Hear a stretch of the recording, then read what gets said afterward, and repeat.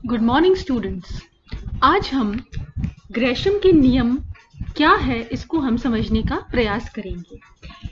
इस particular topic में सबसे पहले जो है ग्रेशम का नियम क्या है, उसकी क्रियाशीलता किस प्रकार से होती है, फिर इसके नियम का क्षेत्र क्या है और लास्टली इस नियम की सीमाएं क्या क्या हैं, इसको हम समझने का प्रयास करते हैं। तो सबसे पहले ग्रेशम का नियम क्या है।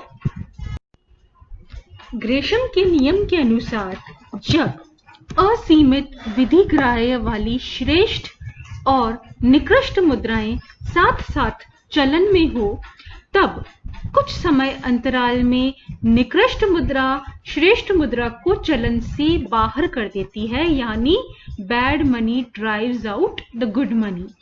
और इस नियम के अनुसार बहुमूल्य धातु से निर्मित मुद्रा, नवीन व पूर्ण मूल्य तथा वजन के सिक्के, परिवर्तनशील मुद्रा व समान आंतरिक एवं अंकित मूल्य वाली मुद्राएं श्रेष्ठ मुद्राओं की श्रेणी में आती है।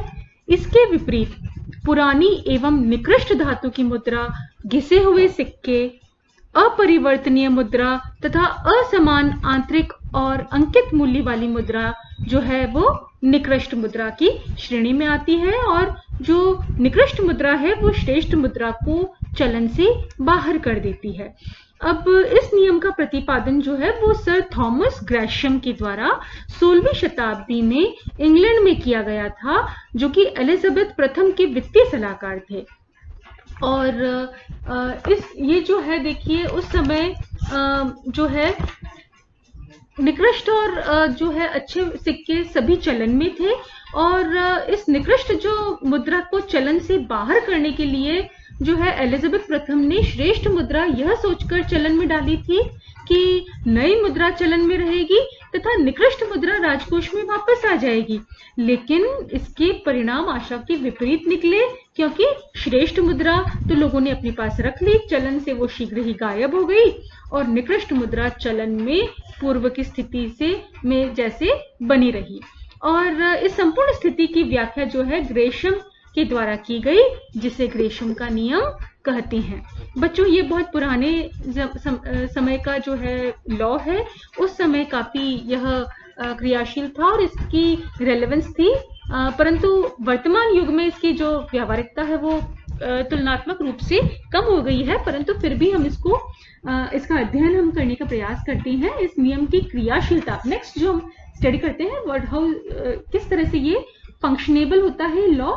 तो इसके नियम की क्रियाशीलता के आधार जो है वो इस प्रकार से हैं कि वस्तु के मौद्रिक तथा अमौद्रिक दोनों ही उपयोग होते हैं, हम ये मान के चलते हैं, तो वह उस उपयोग में आने की प्रवृत्ति दिखाती है मुद्रा जिसमें उसका मूल्य अधिक होता है। दूसरा है कि मनुष्य की श्रेष्ठ वस्तुओं को संग्रह करने की मनोवैज्ञानिक प्रवृत्ति होने के कारण वह श्रेष्ठ मुद्राओं को संग्रहित करने तथा निकृष्ट मुद्राओं को त्यागने की प्रवृत्ति रखता है। और तीसरा है अंतर्राष्ट्रीय भुगतानों में श्रेष्ठ मुद्रा की तत्काल ग्राह्यता के कारण श्रेष्ठ मुद्रा का उपयोग विदेशी भुगतानों में कर लिया जाता है। अब ग्रेशम के नियम का क्षेत्र क्या है, what is the scope of Gresham's law. यद्यपि ग्रेशम ने इस नियम की व्याख्या जो है वो एकल धातुमान के अंतर्गत की थी, लेकिन ये सभी प्रकार के मुद्रामानों में किसी न किसी रूप में लागू होता है, यानी इस नियम की क्रियाशीलता सर्वव्यापक है।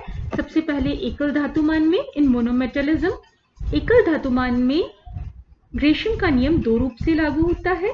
पहला उस परिस्थिति में जब नवीन और पूर्णकाय सिक्के तथा घिसे हुए सिक्के साथ साथ चलन में हो, तो जनता द्वारा नवीन व पूर्णकाय सिक्के अर्थात श्रेष्ठ मुद्रा का संग्रह कर लिया जाएगा।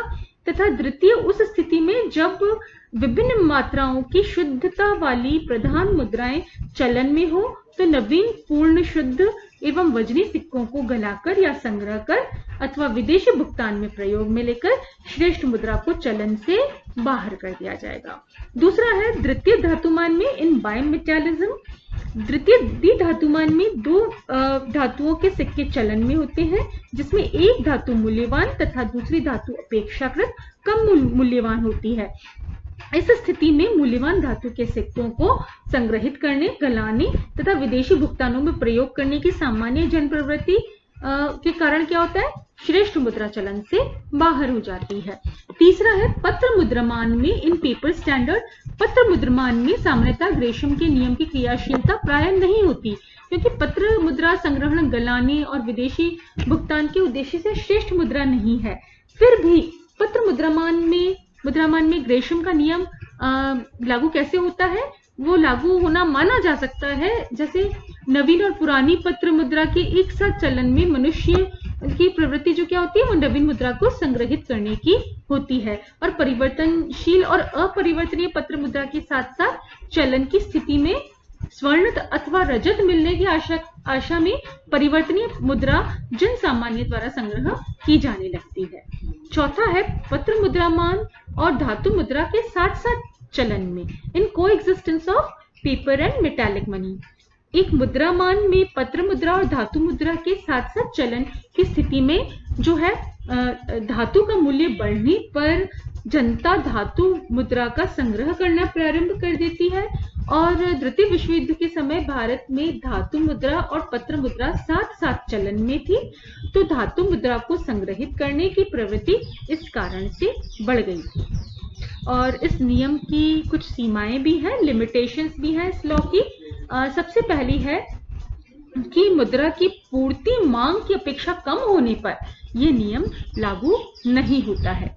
और दूसरा है देश की जनता द्वारा निकृष्ट मुद्रा का सार्वजनिक बहिष्कार करने पर ग्रेशम का नियम क्रियाशील नहीं होगा।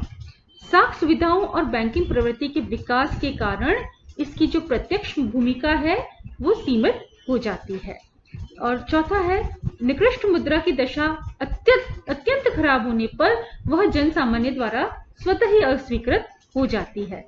तो इस प्रकार से जो हम देखते हैं कि ग्रेशम के नियम की क्रियाशीलता तब तक ही प्रभावी थी जब तक बैंकिंग और साख सुविधाओं का विकास नहीं था, और जनता क्रय शक्ति का संचय मुद्रा के रूप में ही करती थी तथा विदेशी भुगतान मूलतः स्वर्ण के माध्यम से किए जाते थे। वर्तमान परिस्थितियों में जब विश्व के सभी राष्ट्र में प्रतिबंधित पत्र मुद्रामान जो है प्रचलन में है, ऐसे समय में ग्रेशम के नियम का कोई व्यवहारिक महत्व नहीं है। धन्यवाद।